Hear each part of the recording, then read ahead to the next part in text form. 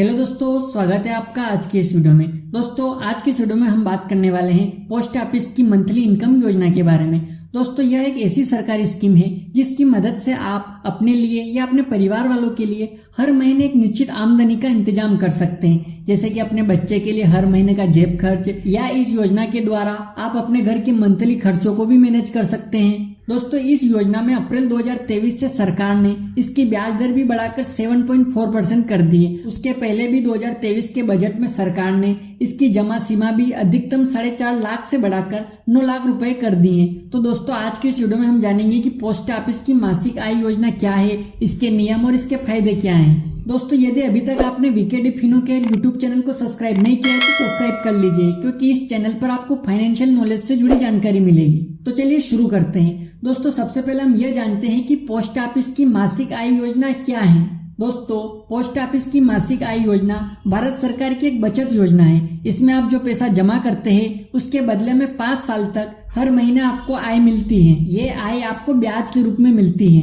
जो पैसा आपने शुरू में जमा किया था वह भी 5 साल बाद आपको वापस मिल जाता है। इस तरह आपकी जमा रकम भी बची रहती है और हर महीने आपको एक निश्चित इनकम भी होती रहती है। पोस्ट ऑफिस की किसी भी ब्रांच में इसका खाता खुलवाया जा सकता है। चलिए दोस्तों अब जानते हैं कि पोस्ट ऑफिस की इस योजना में कितना पैसा जमा करना पड़ता है।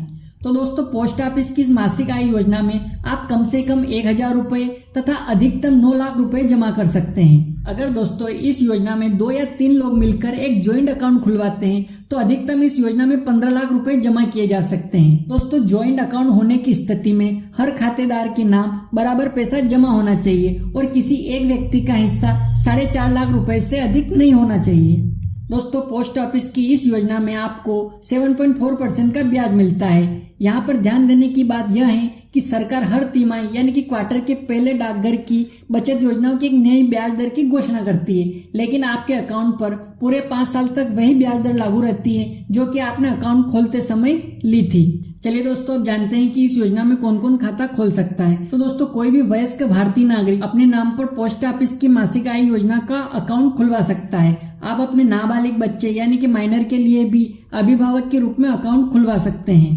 इसके अलावा दोस्तों 10 साल की उम्र पूरी कर चुका बच्चा अगर अपने हस्ताक्षर से अकाउंट का संचालन कर सकता है तो वह खुद भी अपने नाम पर अकाउंट खुलवा सकता है। दोस्तों इस योजना की सबसे अच्छी बात यह है कि आप इस योजना में संयुक्त खाता यानी कि ज्वाइंट अकाउंट भी ओपन कर सकते हैं। दोस्तों 2 या 3 लोग मिलकर ज्वाइंट अकाउंट खोल सकते हैं। यह ज्वाइंट अकाउंट 2 तरह का होता है। दोस्तों पहला है ज्वाइंट ए टाइप अकाउंट। इस तरह के संयुक्त खाता में पैसा सभी खाता धारकों के हस्ताक्षर से ही निकल सकता है। दूसरा है ज्वाइंट बी टाइप अकाउंट। इस तरह के संयुक्त खाता में पैसा किसी भी खाता धारक के हस्ताक्षर से निकल सकता है। दोस्तों यहाँ पर एक बात और ये जान लीजिए कि पहले से खुले एकल खाते यानी कि सिंगल अकाउंट को बाद में कभी भी ज्वाइंट अकाउंट में बदला जा सकता है, और इसी तरह पहले से खुले ज्वाइंट अकाउंट को आगे कभी भी एकल खाते यानी कि सिंगल अकाउंट में बदला जा सकता है। तो post office monthly saving account में जमा पैसा में सभी खाता धारकों का बराबर हिस्सा माना जाता है। हर खाता धारक को ब्याज के रूप में मिलने वाली आमदनी मंथली इनकम भी बराबर मिलती है और मैच्योरिटी के बाद जो पैसा वापस मिलता है वह भी बराबर ही मिलता है। चलिए अब जानते हैं कि इस योजना में अकाउंट खोलने के लिए आवश्यक डॉक्यूमेंट कौन कौन से हैं। तो पोस्ट ऑफिस की मासिक आय योजना का खाता खुलवाने के लिए आपको account opening form post office की ब्रांच में मिल जाता है।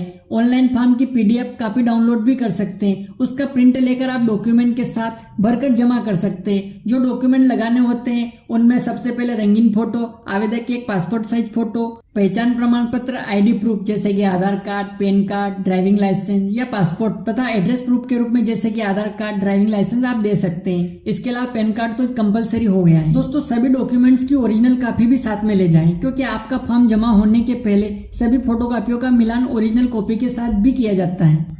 चलिए दोस्तों अब जानते हैं कि क्या इस योजना का अकाउंट बीच में बंद किया जा सकता है। तो दोस्तों सामान्य रूप से डाकघर मासिक आय योजना का अकाउंट 5 साल से पहले बंद नहीं किया जा सकता, लेकिन किसी अनिवार्य आवश्यकता पर आप बीच में अकाउंट को बंद कर सकते हैं। दोस्तों यदि आप बीच में अकाउंट बंद करते हैं तो 1 साल के पहले किसी भी कीमत पर अकाउंट बंद नहीं किया जा सकता।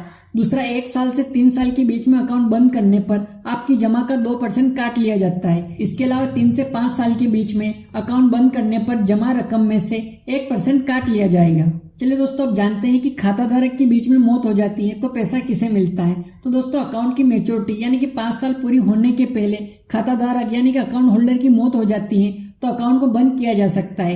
ऐसी स्थिति में खाते का पैसा उस अकाउंट में दर्ज नोमिनी को या कानूनी वारिस लीगल हियर्स को वापस मिल जाता है। नॉमिनी का नाम अकाउंट खुलवाते समय दर्ज कराया जाता है। बाद में कभी भी जरूरत पड़ने पर नॉमिनी का नाम बदलवाया जा भी सकता है।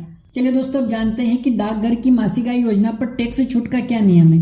तो दोस्तों, post office monthly income scheme account से मिलने वाले ब्याज पर किसी तरह की टैक्स छूट नहीं मिलती है। इससे आपको मिलने वाली आमदनी पर टीडीएस भी नहीं करता, लेकिन जो ब्याज आपको मंथली इंस्टॉलमेंट के रूप में मिलती है उसे सालाना आमदनी के हिस्से के रूप में टैक्स की गणना में शामिल करना पड़ता है। यदि आप टैक्स के स्लैब में आते हैं तो यह भी आपकी इनकम में जुड़ती हैं। तो दोस्तों, ये थी पोस्ट ऑफिस की मासिक आय योजना के बारे में पूरी जानकारी। यदि आपने भी इस योजना में निवेश कर रखा है तो कमेंट करके बताएं। दोस्तों, यदि अभी तक आपने चैनल को सब्सक्राइब नहीं किया है तो सब्सक्राइब कर लीजिए, क्योंकि इस चैनल पर आपको फाइनेंशियल नॉलेज से जुड़ी जानकारी मिलती रहेगी।